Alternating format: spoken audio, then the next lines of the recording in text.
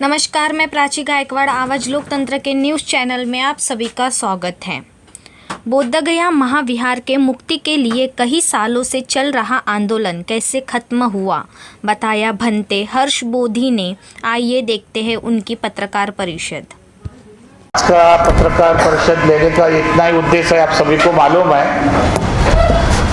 वर्तमान पत्रों में माँ बोधी महाविहार मुक्ति के लिए आंदोलन किया जा रहा है। उसके संदर्भ में आज की विशेष तौर पर एक पत्रकार परिषद है। मैं भदंत हर्ष बोधी महास्थवीर बोधगया। आप सभी को पता है कि अनागारिक धम्मपाल ने माँ बोधी महाविहार के लिए संघर्ष किया। उसके बाद में महाराष्ट्र के ही भिक्षु डी संघरक्षित और उनके साथीदारों ने 89 में पहली बार आंदोलन बोधगया में प्रारंभ किया। उसके बाद में ये आंदोलन तीव्र हुआ और महाराष्ट्र के होने के नाते ये आंदोलन भंते सुरेश ससाई जो जापान से, उन्होंने 92 में ये आंदोलन शुरू किया। 92 में एक अखिल भारतीय माँ बोधी महाविहार मुक्ति आंदोलन समिति की स्थापना हुई और उस समिति स्थापन करने के बाद माँ बोधी महाविहार किस तरह से मुक्त होगा इसलिए चर्चा की गई और 92 से आंदोलन चालू हुआ और भंते ससाई जी इसके सरसेनापति बने। उसके नेतृत्व में 1949 का जो एक्ट है, 1949 का जो एक्ट है, उस एक्ट के अनुसार 4 हिंदू, 4 बौद्ध और जिला गया का जो कलेक्टर है वो हिंदू रहना चाहिए और वो भी विहार का चेयरमैन होना चाहिए, ऐसा प्रावधान पारित है। अब बोधगया का बुद्ध विहार बौद्धों का है और बहुमत ब्राह्मणों का है, तो इसीलिए ये अखिल भारतीय माँ बोधी महाविहार मुक्ति आंदोलन समिति ने एक एक्ट में अमेंडमेंट करने के लिए आंदोलन किया है कि ये बौद्धों की विश्व धरोहर है, बौद्धों का श्रद्धा स्थान है, लेकिन ब्राह्मणों का कब्जा है। तो ये 1940 का 9 बीटीएमसी जो 1949 का जो कायदा है उसको रद्द करते बौद्धों की भागीदारी होना चाहिए, इसलिए आंदोलन चला। 30 साल तक आंदोलन चलता रहा। आंदोलन चलने का परिणाम ऐसा हुआ कि आंदोलन को तोड़ने के लिए साजिश की गई और पहली बार भंते ससाई जी को, भंते आनंद को, भंते प्रज्ञाशील को और भंते ज्ञानेश्वर जी को, ये 4 लोगों का बीटीएमसी को मेंबर बनाया गया। और मेंबर बनने के बाद इतना ही नहीं तो प्रज्ञाशील भंते जी को सचिव पद पर नियुक्त किया गया। मेरा मानना यह है, मैं भी उस आंदोलन का नेशनल चीफ सेक्रेटरी रहा हूँ, तो मैंने कहा कि हम लोग तो आंदोलन इसलिए कर रहे कि अमेंडमेंट होने के लिए, फिर बीटीएमसी में जाने का कोई मतलब नहीं। दूसरी बात, इतना ही नहीं तो अटल बिहारी वाजपेयी के सरकार में जब थी उस वक्त भंते ससाई जी को अल्पसंख्यक आयोग का सदस्य बना गया, जबकि आंदोलन का प्रणेता था, आंदोलन के सर्वशक्ति थे। इसी वजह से आंदोलन समाप्त हुआ और आंदोलन जिस तरह से होना चाहिए उस तरह से नहीं हुआ। मैं उसका गवाह हूँ। 5 लोगों से 5 लाख लोगों को देखा, सरकार के विरुद्ध में, बिहार सरकार के विरुद्ध में, केंद्र सरकार के विरुद्ध में धरना प्रदर्शन हुए हैं, भूख हड़ताल पर बैठे, 10-10 हजार भिक्षु बैठे, लाख लोग बैठे हैं। लेकिन केंद्र सरकार ने, बिहार सरकार ने 1949 का जो कायदा है उनमें किसी भी तरह से बदल न करते हुए पूरी तरह से ये आंदोलन को समाप्त करने का प्रयास किया। अभी वर्तमान में आपके चैनल के माध्यम से कई लोग, अभी मैं भी संविधान चौक में था, कि जो लोग धरने पर बैठे हुए हैं अभी आंदोलन को लेकर, मेरा ये मानना है कि बाबा साहब ने संविधान बनाया, हम बाबा साहब के संविधान के माध्यम से दायरे में रहकर अपने हक की बात करना चाहिए। इसलिए मैंने जो बोध है, जिन लोगों को लगता है कि बोध गया बोधों को मिलना चाहिए, मेरा उनसे निवेदन है आपके चैनल के माध्यम से, पत्रकार के माध्यम से, कि उन्होंने संपूर्ण भारत से सुप्रीम कोर्ट में याचिका दायर करना चाहिए। जितने भी सुप्रीम कोर्ट में याचिका दायर होगी, सुप्रीम कोर्ट सोचेगा कि ये बौद्धों की इतनी डिमांड है, इसके पहले एक याचिका दायर है, लेकिन वो याचिका डालने के बाद, पिटीशन डालने के बाद कोई ध्यान नहीं है। अभी भारतीय बौद्ध जो चिल्ला रहे, रास्ते पर आ रहे, आंदोलन कर रहे, अच्छी बात है, आंदोलन करना चाहिए और आंदोलन होना भी चाहिए, लेकिन बाबा साहब के संविधान के माध्यम से हमको न्यायपालिका में जाना चाहिए। और जितने बौद्धों को लगता है कि महाबोधि महावीर मिलना चाहिए, मुझे आशा और विश्वास है पूरे भारत से जितने पिटीशन याचिका सुप्रीम कोर्ट में जाएगी, तो सुप्रीम कोर्ट सोचेगा कि बौद्धों के इतने पिटीशन आ रहे हैं, एक विशेष तौर पर बेंच बचाकर ये आंदोलन को या बौद्धों को सौंपने की बात करेंगी। इसलिए आज की पत्रकार परिषद है। विशेष रूप से मेरा भिक्खु संघ से, जो महाराष्ट्र के भिक्खु है, बौद्ध लोग हैं, उनसे भी अनुरोध है, बहुत जल्दी 28 तारीख को लोनारे जी 28 तारीख को रवि भवन में एक व्यापक बैठक का हम लोग आयोजन कर रहे हैं। महाराष्ट्र के नागपुर के जितने भी संगठन है, समता सैनिक दल है, भारतीय बौद्ध महासभा है, आरपीआई, जितने भी गठ है, उन सब के लोगों को हम निमंत्रित करना चाहते हैं कि आइए, वहां पर भिक्खु संघ रहेगा और 20 विषय पर चर्चा करेंगे, आंदोलन या न्यायपालिका, इस पर चर्चा होगी। एक समिति स्थापन करेंगे और लोगों को आह्वान करेंगे कि संपूर्ण भारत से ज्यादा सुप्रीम कोर्ट में याचिका दायर करें, तब तक महाबोधि महावीर बौद्धों को नहीं मिलेगा। आपको एक बात और स्पष्ट करना चाहता हूं, बाबा साहब आंबेडकर ने जब धर्मांतर किया, तब वो दीक्षित, बाबा साहब ने संविधान लिखा तब वो दीक्षित नहीं थे। 1956 को बाबा साहब ने दीक्षा दिया और 1950 को संविधान लागू हुआ।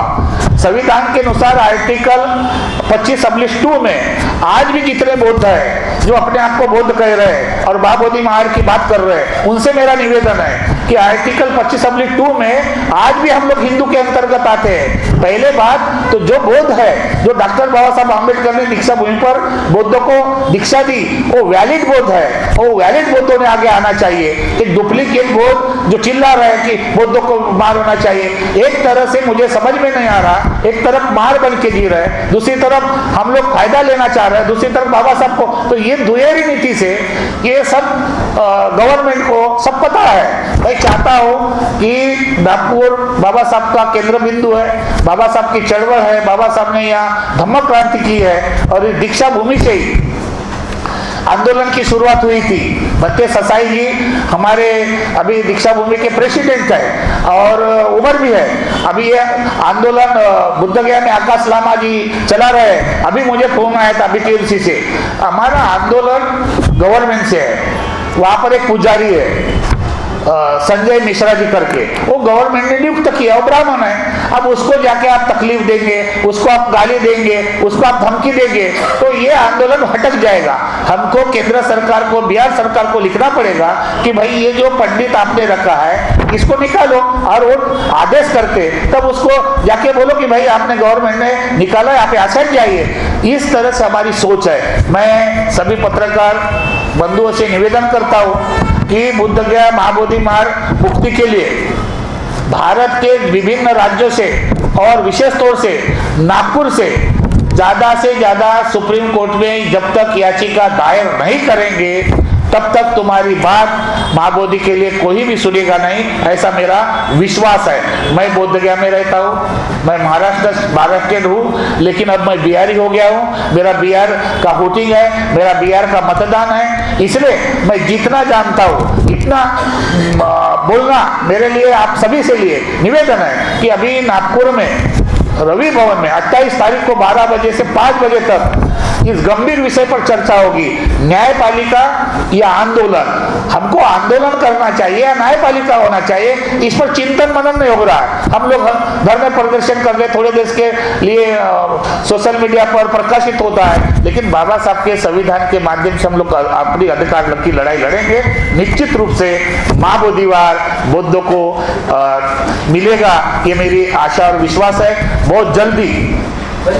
बहुत जल्दी हमारे लोग आरएसएस करते हैं। हम भिक्षु है, हम भिक्षु को कोई जात पात नहीं होती है, ना धर्म होता है। हम मानवतावादी लोग हैं, बुद्ध का सामाजिक संदेश है, सबको देना चाहते हैं। मान के चलो महाराष्ट्र के सीएम देवेंद्र जी है और संवैधानिक पद है, अगर उससे हम लोग मिलते हैं तो हमारे कुछ लोग सोशल मीडिया पर आरएसएस के भंते जी करके लिखते हैं। ये तुम्हारी दिमाग की मेंटालिटी छोड़ो। अभी बहुत जल्द मैं मोदी से मिलने वाला हूँ, पंतप्रधान मोदी है, धन्यवाद उनका मानता हूँ, क्योंकि 70 साल में पहली बार उन्होंने पाली को प्राधान्य दिया। इसके लिए हमारा एक शिष्टमंडल, पूरा भिक्षु संघ का शिष्टमंडल, माननीय सुरेखा ताई कुमारे हो, पूरन मेश्राम और हमारा भिक्षु संघ हो, इनके नेतृत्व में संजय जी बून है, इनके माध्यम से हम लोग बहुत जल्द एक मेमोरेंडम देश के पंतप्रधान मोदी नरेंद्र मोदी जी को देंगे, स्वागत करेंगे और उनसे भी अपील करेंगे कि आपने जिस तरह से अयोध्या हिंदू का और मुसलमान का मामला शांत किया, मंदिर बनाया, हमको भी माँ बोधी बाहर सौंपेंगे। इसी आशा और भावना के साथ आज की पत्रकार परिषद है। बीते बहुत सालों से आंदोलन शुरू है, पर अभी तक ये जो महाज्ञान जो है बुद्धों को क्यों नहीं दिया गया है, क्या कारण है इसके पीछे? इसके पीछे मैं आपको ये बता रहा हूँ, आंदोलन इतना तेज हुआ, इसके पहले ही ये निकाल लगता था आंदोलन का। लेकिन मैंने आपको बोला ना कि जब आंदोलन के प्रणेता स्वार्थी हो गए, मैं अगर स्वार्थी हूँ, अब आमिष को बड़ी पड़ गया, अगर भत्ते ससाई माइनॉरिटी में नहीं जाते, बाकी लोग मेंबरशिप नहीं बनते, तो आंदोलन तो बिल्कुल साफ था, बुद्धों को मिलता उसी वक्त मिलता था। क्या आपको लगता है अमेंडमेंट होना चाहिए उसमें? बिल्कुल अमेंडमेंट होना चाहिए, क्योंकि ये कायदा संविधान विरोधी है। ये भी कहा जा रहा है कि जो महाविहार है उसके अंदर में जो बुद्ध की प्रतिमा है, तो उनकी पूजा बुद्ध भिक्षु न करते हुए कोई अलग ही पंडित करता है। क्या इसके बारे में विस्तार से बताइए।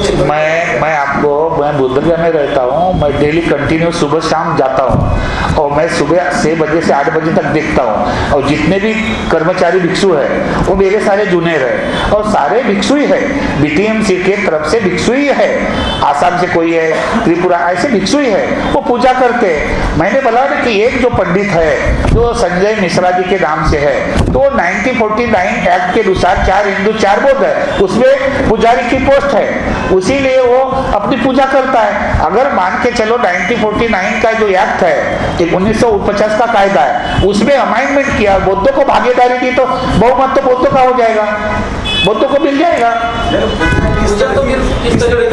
पूजा कोई पूजा नहीं होती, बुद्ध वंदना नहीं होती है, बुद्ध वंदना नहीं होती है, और वो भिक्षु बीटीएमसी से नियुक्त है।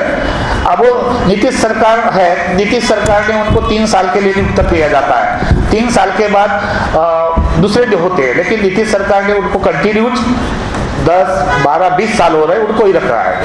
आपकी बिहार सरकार, इसलिए बिहार सरकार को हमने निवेदन दिया, मेरा भी नीतीश सरकार की तरफ से आया कि हर्षवर्धन को लेना चाहिए, लेकिन हम बीटीएमसी में ज़्यादा नहीं चाहते। हम अगर मान के चलो, हमारा ये उद्देश्य है कि जो 1949 का कायदा है, वो कायदे के अनुसार हम बुद्धों की भागीदारी ज़्यादा होनी चाहिए। अब आपको एक बात बता रहा हूँ, 2012 को हाईकोर्ट में है, और वो हाईकोर्ट जाने के बाद नीतीश सरकार ने क्या किया, 2013 में अपने असेंबली में प्रस्ताव पारित किया, जो जिला गया का डीएम हिंदू रहना चाहिए, वो अभी अल्पसंख्यक कर दिया।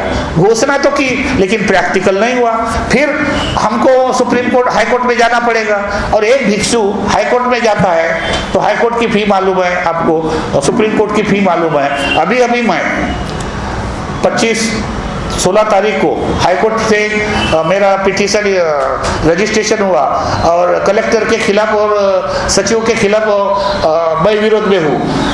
मेरा मानना है कि भारतीय बुद्धों ने संवैधानिक के माध्यम से अपने अधिकार की लड़ाई सुप्रीम कोर्ट में जब तक हम लोग याचिका दायर नहीं करेंगे, डिमांड नहीं करेंगे, तब तक ये मुद्दा सॉल्व। केंद्र सरकार को अधिकार है, जैसे अयोध्या है, तो अयोध्या तो स्टेट का मामला था, लेकिन केंद्र सरकार ने हस्तक्षेप किया, एक कानून बनाया, समिति बनाया। ऐसी समिति अगर केंद्र सरकार बनाता है तो बौद्धों को निश्चित रूप से महाबोधि विहार मिल जाएगा। बस शर्त यह है कि हमको एक दूसरे से कम्युनिकेशन करना चाहिए, हमको मिलना चाहिए, भारत के पंतप्रधान को मिलना चाहिए, गृह मंत्री को मिलना चाहिए, जितने भी शासन में है। बाबा साहब का संविधान हमारा है, हमारे बाप से ही तो ये सारे मंत्री बने हुए हैं, तो उनसे मिलना जुलना हमारा चाहिए। हम प्रयास कर रहे हैं।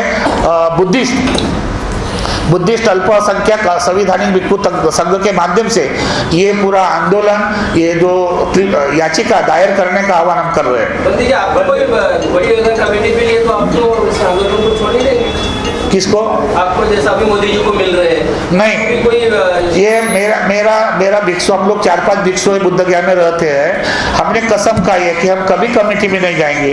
अभी माननीय गडकरी साहब आए थे और मुझे लगता है गडकरी साहब आने से इतना कार्यप्रभाव इतने प्रभावित हुए और उन्होंने अभी बुद्ध किया है। अभी मैं उस दिन मिलने गया, उन्होंने घर में देखा और अपने मिसेज को कहा, सर बनते जी आशीर्वाद के लिए आ जाओ। तो ये बुद्ध का विचार मिलने से उनके दिल में करुणा मैत्री पैदा होती है और करुणा मैत्री के साथ बुद्ध का विचार है।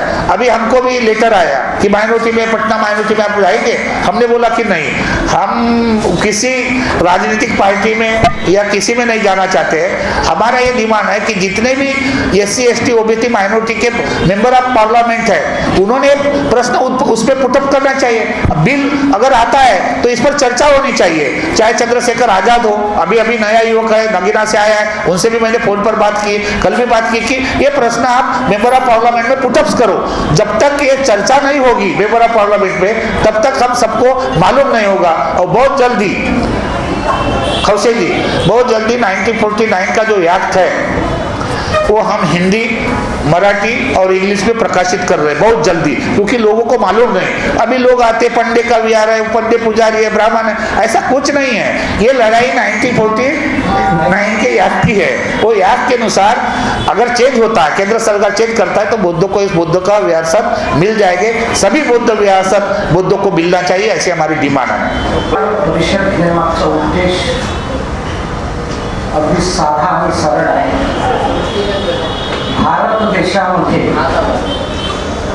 1891ला अनागारी धम्मपालांनी महाबोधी मुक्ती आंदोलन, महाबोधी महाव्यार मुक्ती आंदोलन हा विषय मांडला आणि तो जगातल्या बौद्ध राष्ट्रापर्यंत पोहोचला।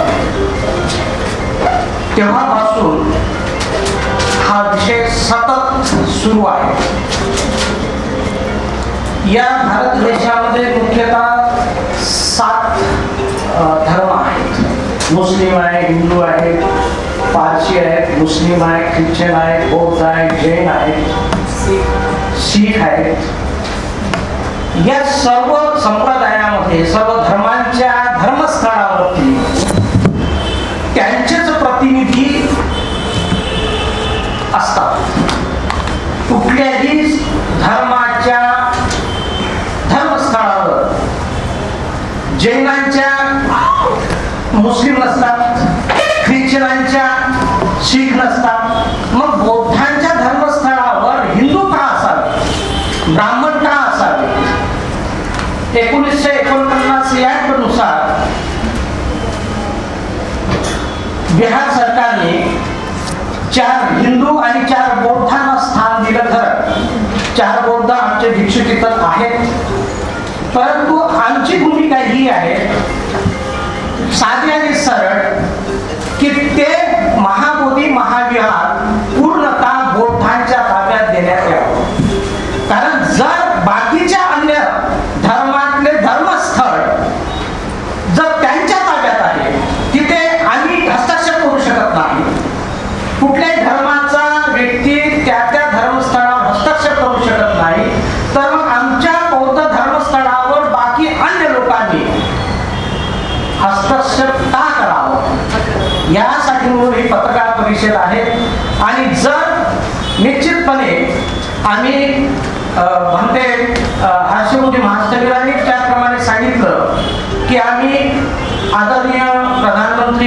नरेंद्र मोदीजी यांच्याकडे जाऊन निवेदन देऊ आणि पिटिशन देखील न्यायालयामध्ये टाकू. सोबतच जर गरज पडली तर आंदोलन देखील करू.